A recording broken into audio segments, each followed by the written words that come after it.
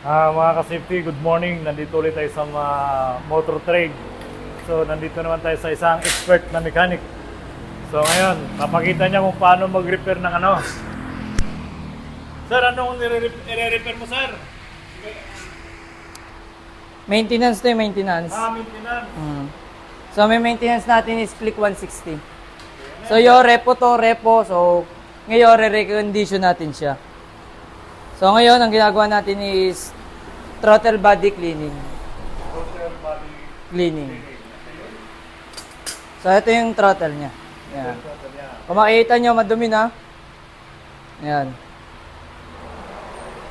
Saan Ito yung, galing yan, sir? doon sa loob. Kumbaga, sa tao, siya yung puso.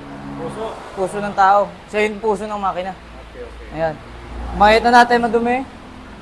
Ayan, yung mga dumi niya.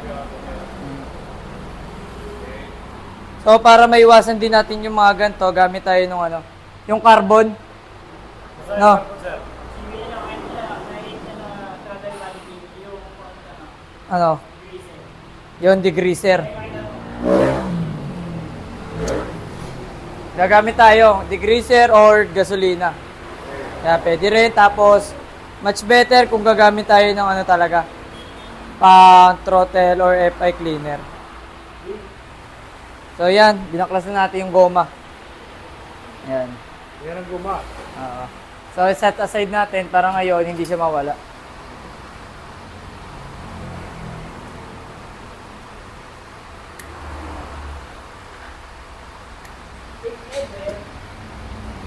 Yan. Yan. Punta natin So, next. Gasolina na lang.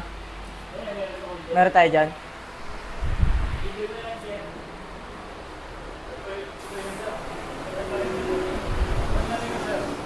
So, ito kaya tinatakpan natin para maiwasan yung malaglagan ng tornilyo. Kapag ito nalaglagan, matik yan, bibiyakin natin. So, ito yung tinatawag nilang parang fibra. Ayan, kailangan nililinis din yan. Ayan. So, yun, malinis na. Tapos takloban na lang natin ulit. Takbukan ulit. Oo. Wala ang... Para hindi mahulugan ng mga nut o mga tornilyo. So, yun, ito ang gagamitin natin, panlinis. Ano yan, sir? Yung power spray, CBT or FI, throttle body cleaner. Okay. Ayan. So, ito yung gagamitin natin panlinis sa throttle body natin. Nakuha tayo ng lagayan.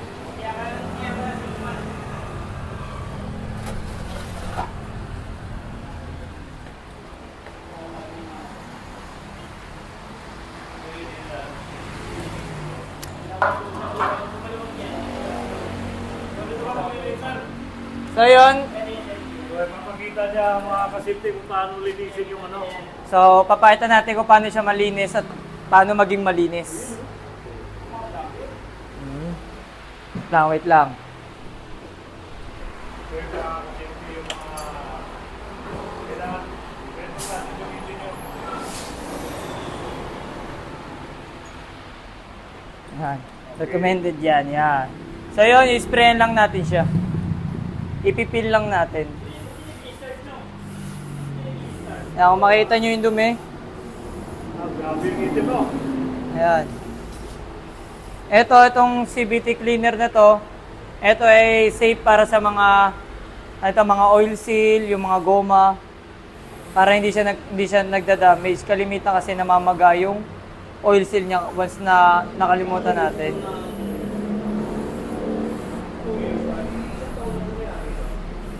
Ang itim mo na, sir, no? So, kung mapapansin natin, malinis siya. Oh. Nalinis siya. Ayan. Anong tawag ulit niyan, sir?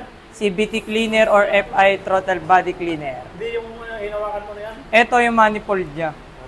Manifold kasi ito yung pinaka throttle niya. Ayan. Ito yung parang mechanism niya. So, ito yung mga sensor. Yan is, siya ay sensitive. If ever magbabaklas nito, dapat may idea or marunong talaga. Or meron tayong pang reset. Yun yung ginagamit natin upang sa ganon, may tama ulit yung calibrate saka yung pinaka-system niya. Anong klaseng motor to, sir? So, ito ang ginagawa natin is click 160. Honda.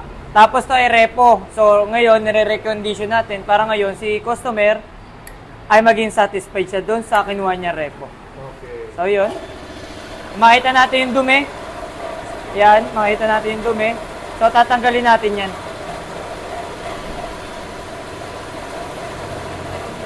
Itim.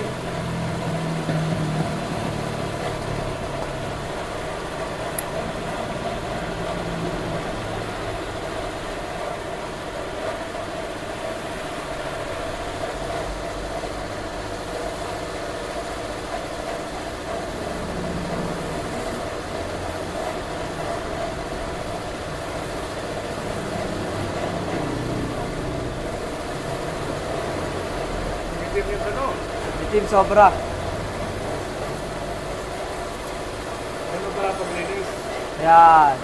Siyempre, linisin din natin yung mga parts niya. Yan. So, makita natin yung before and after kung gaano siya kalinis. Yan. Linis na ako. So, kapag malinis siya, siyempre, kailangan natin siya bugahan.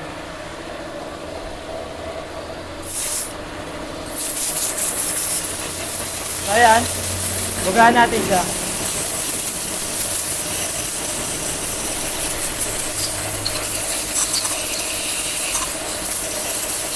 Ilang taon na to, sir?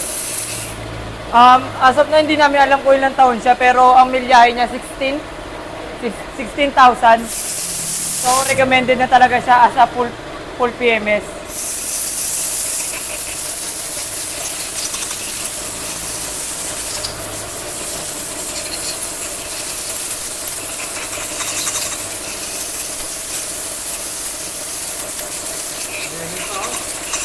Malinis na siya. Kasi isa rin, syempre, kailangan natin ito.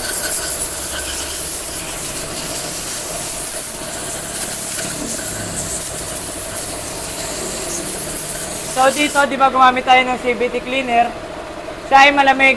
Malamig to, malamig. Kumbaga, madaling salita, parang nagmo-moist siya ng parang tubig. So dapat, bago natin siya ikabit, dapat mahawakan natin siya na hindi na siya ganun kalamig.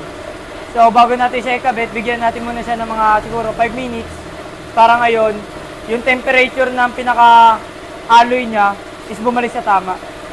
So set aside lang natin siya. Ayan.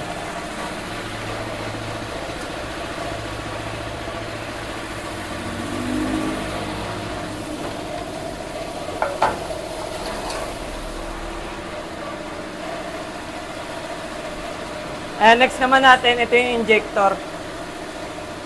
Yan yung injector. So sa paglilinis ng injector, ginagamitan natin siya ng machine para po standard po tayo. Okay. Ayan. So hugutin lang po natin siya ng dahan-dahan. Yun. So, bakit na lumabas, sir? Ano yun? Sir? Ano yung lumabas? Bali, ayan yung gasolina na na-stock sa kanya. Dito, lilinisin muna natin siya. Ito, pupunasan muna natin siya. Bago natin isalpak sa FI machine. So yun, nung okay na, salpak na natin siya sa FI machine.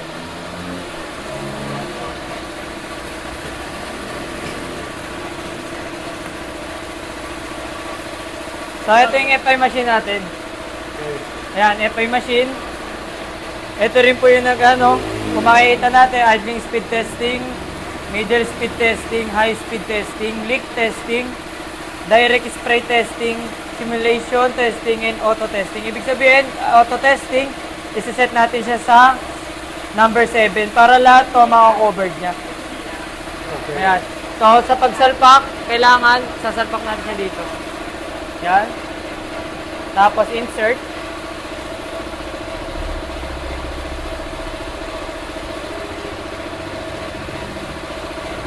If ever hindi abot yung bala, kung makikita nyo, hindi abot, so papalitan natin siya.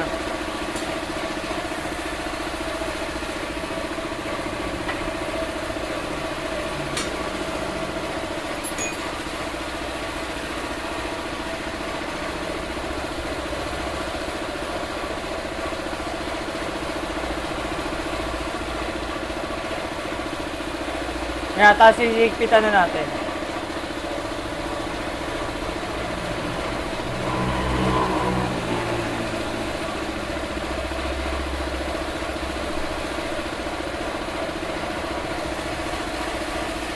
Make sure na ang ano natin, mahigpit kasi may pressure siya. Magkakaroon siya ng leak if ever naman na hindi natin siya nasasalpak na maayos. Okay. So yun next, ito gagamitin natin. Yung connection niya, isasalpak lang dito. Ayan, kapag nakasalpak na, kunin natin yung extension.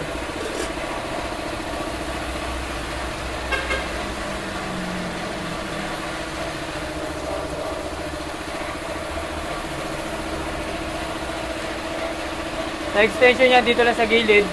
Ayan. Salpak, tapos direct na natin sa pinaka-plug and play.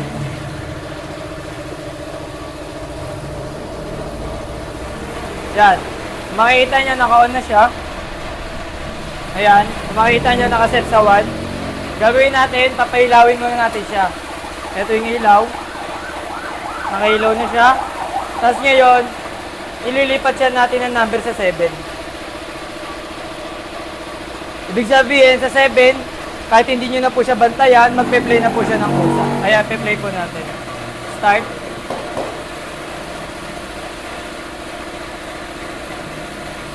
Ayan, natakbo na po siya. Makita natin, natakbo na po siya. Ayan, at makita na rin natin siya nag-ooperate. So, dyan nakikita natin yung leak o yung pinaka-idling kung tama po. Ayan. So, waiting na lang natin matapos yung hanggang number 7. So, pupus muna natin sila. Ah, Pupus pause muna natin, natin. mamaya ulit. Sige.